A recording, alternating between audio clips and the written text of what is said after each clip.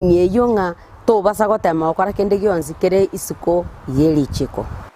Omurai wense Dr. William Ruto litkolierero nigo aumirana na babwatani bokwena na chibesa korwa ase ebengi ya KCB na boigo korwa sensemo ya Safaricom amona NCBA nigo abagania koligere buya okwena na gwe chibesa cheli kabeso na boigo chinchira babekire ase okwena na buna bali banyare ko babago sinyogwa kana chibesa cheli kabeso na kibakobekwa ase nsemeli ya CRB boigo nigo aganirie ababwatani abo bechibesa kwena na omwananchi okawaida ase abaramwe chibesa cheli kabeso elinde kwene kibuna ngo igendereryale na boigo ngwekiniale.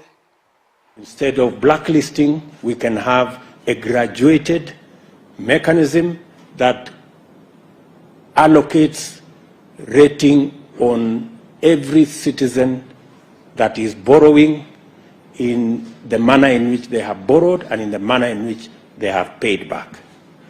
That happens even for countries when we are borrowing money from IMF, from the World Bank.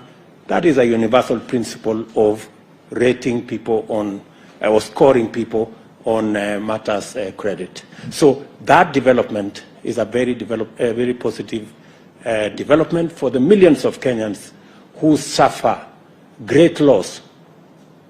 They are excluded from formal borrowing, and they are also excluded from many other things. Some people lose jobs.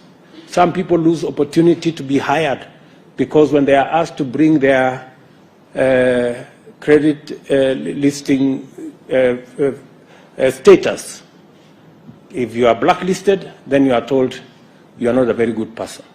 So that will now redeem close to 4 million Kenyans